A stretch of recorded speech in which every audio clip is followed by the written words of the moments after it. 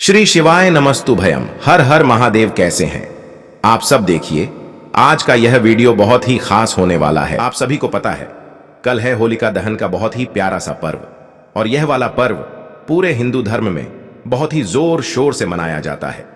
एक एक गलियों में मनाया जाता है होलिका दहन को करके। इसके लिए काफी सारे जो लोग होते हैं वो पहले से ही जो होलाष्टक का समय चलता है अपने अपने मोहल्लों में होलिका दहन करते हैं। और इसका मानना यह रहता है कि इस समाज में, इस पूरी की पूरी पृथ्वी पर जितनी भी नकारात्मक ऊर्जा होती है वह सारी की सारी इस दिन इस अग्नि में भस्म होकर के खत्म हो जाती है।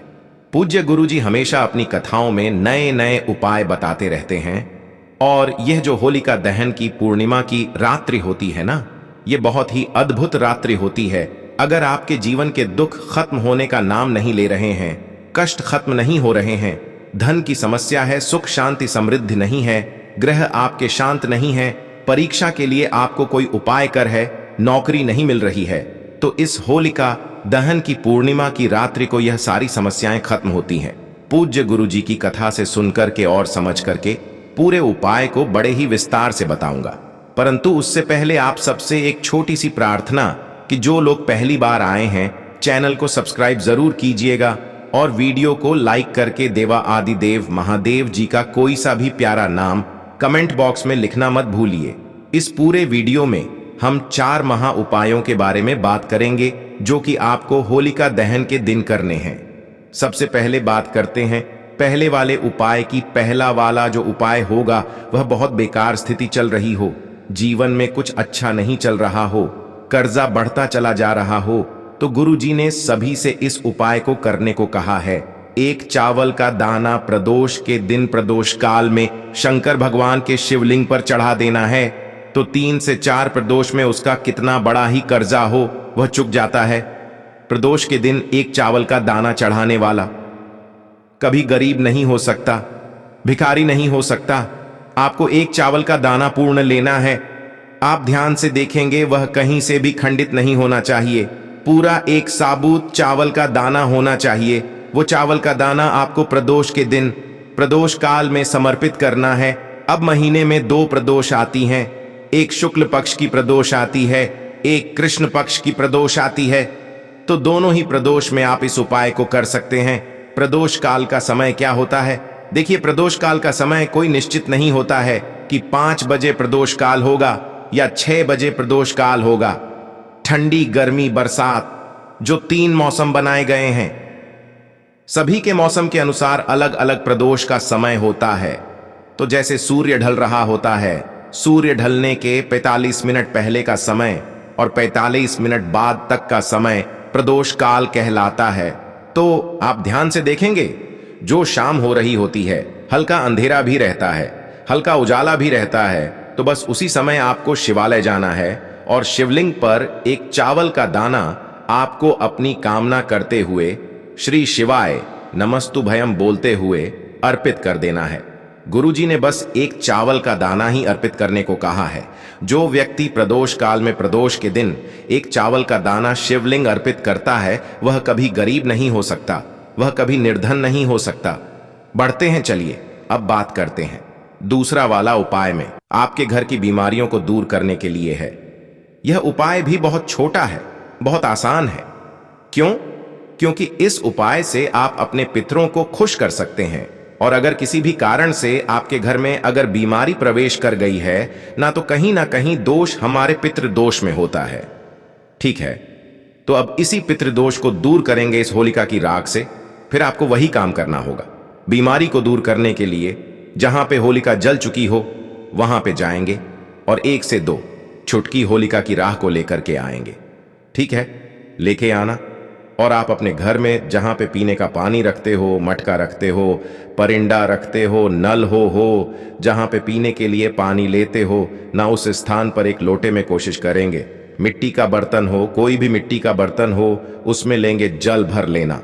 जल के अंदर थोड़ा सा गंगा जल डाल देना, 1 से 2 बूंद गंगा जल डालेंगे, और आपको वही एक छुटकी जो होलिका की राख है इसी कलश के अंदर डाल देंगे। अपने किचन में जहां पे पीने का पानी रखते हैं, इस कलश को ढक करके रख देंगे। पूरी रात रखा रहने दो। अगले दिन जब कभी भी आप सो करके उठे इस कलश को उठाएं। स्नान वगैरह करने के बाद में जो इंसान आपके घर में बीमार पड़ा हुआ है, पहले तो उसके सर से लेकर के पैर तक आपको 7 बार घुमाना होगा। कितनी बार घुमाओ? 7 बार, 7 टाइम्स घुमाएंगे और उसके बाद में उस कलश को उस बीमार इंसान के हाथों से स्पर्श करा देना, टच करा देना।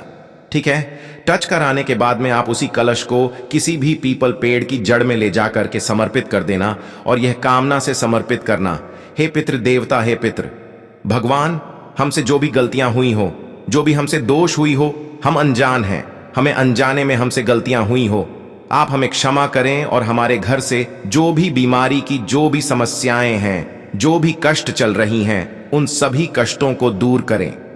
ठीक है? अपने अकॉर्डिंग जो कुछ भी जैसे भी प्रार्थना कर सकते हो कर लेना। आपके घर से बीमारियां कहां चली जाएंगी आप खुद भी जान नहीं पाओगे। ठीक है?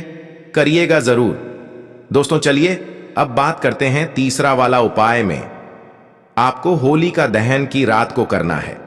तो देखिए, होलिका दहन जो होता है यह पूर्णिमा के दिन होता है और पूर्णिमा का जो दिन है यह मां लक्ष्मी का है। मां लक्ष्मी इस दिन बहुत ही प्रसन्न मुद्रा में होती है और अपने भक्तों की सारी मनोकामनाएं को पूरा करती हैं। तो देखिए आपको करना क्या है। आपको यहां पर एक दीपक तैयार करना है।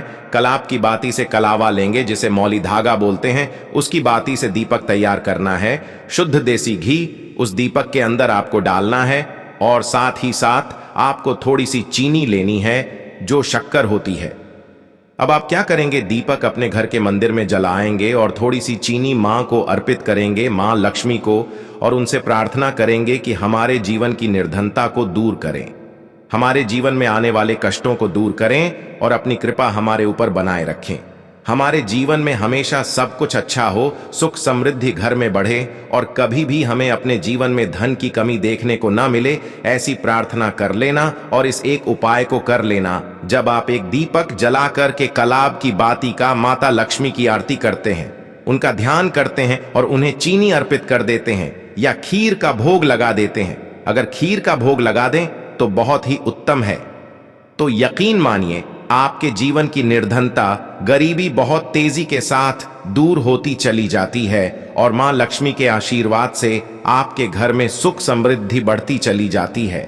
तो इतना ज्यादा महत्व होता है इस एक उपाय का, तो जरूर करें। अपने जीवन में हमेशा सुख समृद्धि को प्राप्त करने के लिए घर के सदस्य को जीवन में हमेशा सुख समृद्धि मिलेगी और सफलता मिलेगी। यही उपाय को जरूर करोगे दोस्तों। बात करते हैं लास्ट वाला उपाय। ये जो उपाय है बहुत खास उपाय है। होलिका दहन के दिन देखो पूर्णिमा की रात्रि होती है और पूर्णिमा के दिन होलिका दहन किया जाता है। तो होलिका दहन की रात्रि में आपको मात्र 2 फूल वाली लौंग लेनी है। ठीक है? साथ में आपको लेना है बताशा। ठीक ठीक है, 1 बताशा लेना और साथ में लेना है 1 पान का पत्ता। ठीक है? अब आपको क्या करना है, आपके घर में जहां कहीं भी महालक्ष्मी है, महालक्ष्मी की फोटो तो होगी, महालक्ष्मी के सामने आपको बैठना है और वहां पर उनको लंबी बाती का एक दीपक प्रचलित करना है। घी का इस पान के पत्ते को आपको रखना है। इस पान के पत्ते के ऊपर आपको जो बताशा आप लेकर के आए हैं वो बताशा रखना, उसी के ऊपर 2 फूल वाली लौंग रखना।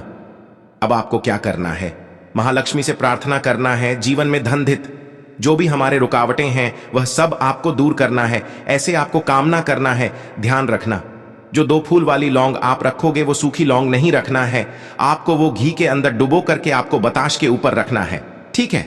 आ गई इतनी बात समझ में? अब आपको वहां पर महालक्ष्मी के मंत्रों का 108 बार ओम श्रीम नमः या ओम महालक्ष्मी नमः, इस मंत्र का 108 बार जाप करोगे। जाप करने के बाद पान का जो पत्ता है उसे उठाना, बताशा लौंग सबको उठाना और आपके घर के आसपास जहां कहीं भी होलिका दहन हो रहा हो वहां पर आपको जाना है और परिक्रमा देना है। 7 बार परिक्रमा। अंतिम जो परिक्रमा होगी उसके बाद आपको क्या करना है, पान का पत्ता, बताशा और लौंग आपको अर्पित कर देना है। जीवन में आर्थिक स्थिति सब ठीक हो जाएगी। कुछ भी गलत चीज चल रही है वह सब ठीक हो जाएगा। प्रार्थना करना 7 बार परिक्रमा देने के बाद आपके जीवन के सारे कष्ट जो हैं वह दूर हो जाएंगे। होलिका दहन की अग्नि में बहुत ज्यादा शक्ति होती है और आर्थिक समस्या आपकी दूर होकर के की ही रहेगी। पूज्य गुरु जी के ये सभी उपाय बहुत ही ज्यादा खास और अद्भुत है, जरूर कीजिएगा। वीडियो अगर पसंद आए तो लाइक जरूर करना, साथ ही साथ चैनल को सब्सक्राइब जरूर कीजिएगा। मैं आपसे मिलता हूं अगले वीडियो में, तब तक के लिए ओम नमः शिवाय, जय महाकाल, जय शिव शंकर।